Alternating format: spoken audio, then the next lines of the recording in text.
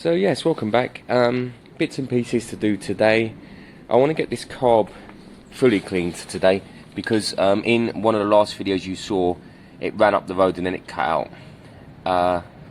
Potentially an issue with the pump, which we're looking into. I've got one ordered. I'm just waiting for it to arrive. Potentially an issue with the carb, etc. But at the moment, I want to give the carb a thorough clean now. So I like hearing the bike. That's perfect. Now a thorough clean. I've ordered a pump from Germany, so that's on its way. Although I think one of you, Daniel, you found a pump from the UK, I believe, the other day. But I'd already ordered before my one a few days before, so that's on its way. I want to change all the fuel lines. I want to pop off the airbox because I think I saw a little slit in the airbox up here somewhere. I think I saw one, so if there is, I want to patch it up and get it glued. So yeah, thorough clean. One thing that could have happened last week was that the pump was letting through fuel, but the float valve was jammed and stopped it. Most likely though that the fuel wasn't really going through, it was getting jammed up here, and that's why it cut out. When it did run, it ran. When it did run, it ran very well.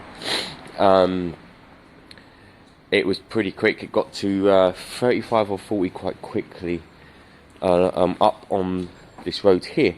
Other than that, Sultan's got his new lock set and his handlebars. If he just messages me back, he should be popping in today. He can throw that on. Very tempting for me to help him out, but it's his project. I think you guys like watching him attempt his projects.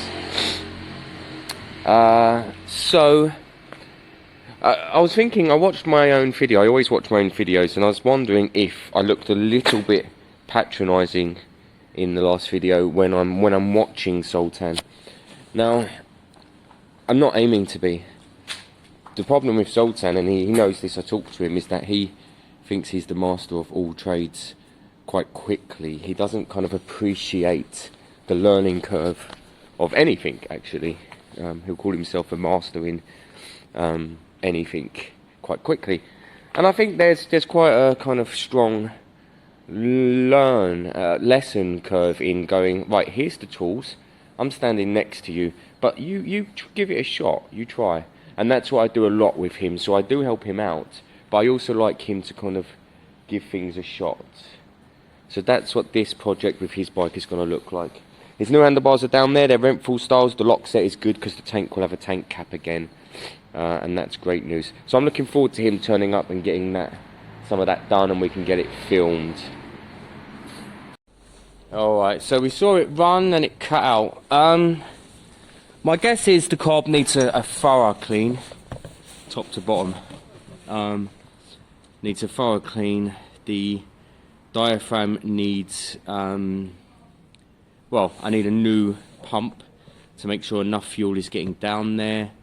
I've checked the spark plug, cleaned it, I've cleaned the coil, it's all sparking well.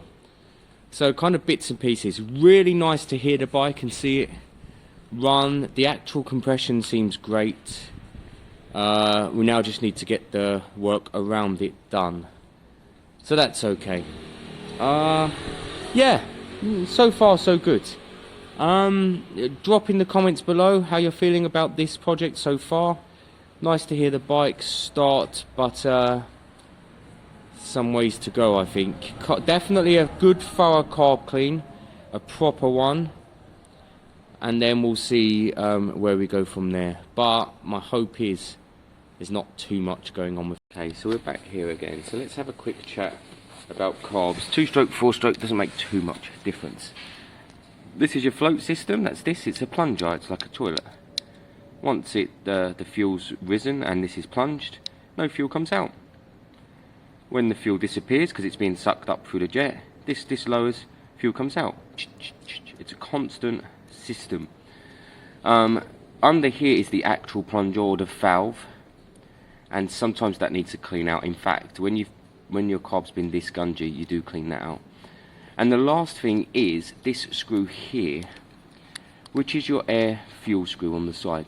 Now I get lots and lots of tuning messages at home all the time. And one of the things people need to remember is that if you've got a bike off someone and it's generally been running, then as a general rule your carb won't need tuning. That carb would have been running perfectly, so somebody's tuned to that carb at some point. It's only if you or someone before you has messed with it that then you need to go back to your basics. Your basics with air fuel screws is fairly simple. Count how many turns they are now so that you have your reference point to start with. So at the moment you turn it all the way in, you seat it lightly, and you count how many turns that takes. Then pull it out, give it a clean, pull it back in, get it back to that setting. If you want to reset it, you pull it out a turn and a half, maybe 2.5 turns, and then you play with it from there. And how it works is you do half a turn. If the engine speeds, if the engine idle, lifts and goes higher, if you can hear the engine note go higher, then that was a good turn. You turn it again in that same direction. If it goes even higher, that was a good turn. That's how you tune these. They shouldn't be any more than 3.5 out from seated, really. Some are kind of on the cusp. And they shouldn't be too far in, which a lot of the Chinese bikes do. They push them all the way in, which kind of helps them get through emissions, but isn't their best way of running. So that's quite simple. So I'm going to give these two a clean. Not necessarily going to film it, just going to get it done and chuck this back on so that this bike's ready. Frustratingly, the new fuel tap doesn't come, but just to show you that it should still work and run after it cut out on me, I might chuck my tank onto it and just fire it up so that we can hear it again, so we know that there's no kind of long-term damage to that, which I don't think there is. It sounds too healthy. So let me get that done and we'll come back. Sultan should be on his way, so we can focus a little bit on his project. But Sultan being Sultan, he could be a good hour and a half away. Okay, so even though it doesn't look like work's been done, that is a thoroughly cleaned carb now. That will be it working to its absolute best potential. I'm going to check the suction line here. It's a bit stiff, so I might swap that over anyway to a new one. If they've got pinholes in them, then the fuel flow won't be right. Being a bit stiff is okay as long as you can get a proper seal on the end.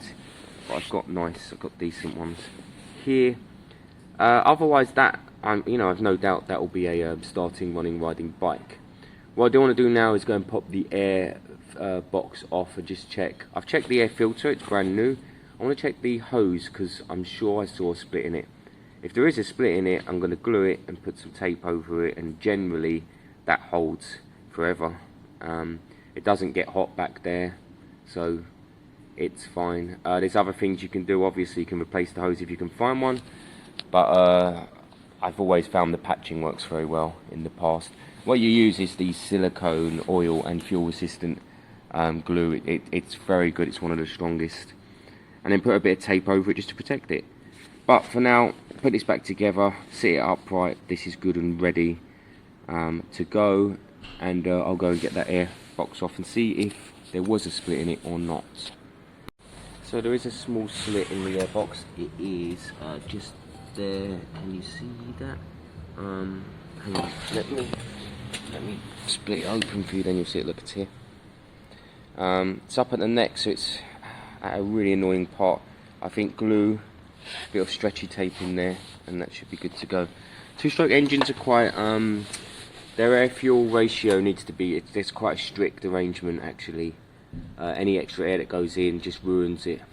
So generally you tune an a two-stroke to kind of its best running configuration, and any extra air that goes in isn't good. A four-stroke can generally manage a bit of extra air.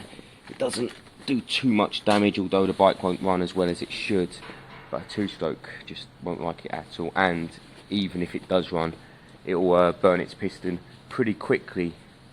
So we'll get that patched up, we'll get that back on, and then I think I'll put the auxiliary tank on just to kind of fire it up, just to hear it for my peace of mind, and I guess yours. And then we know next week when the new fuel tap turns up that we should have a good riding bike there. if I get some time today, I'll get some compound on the panels, get them polished up a bit, and I'll try and find a matching yellow or as close as, because it's such a cool bike. That they were cool bikes anyway, but it's got a really cool look, this one.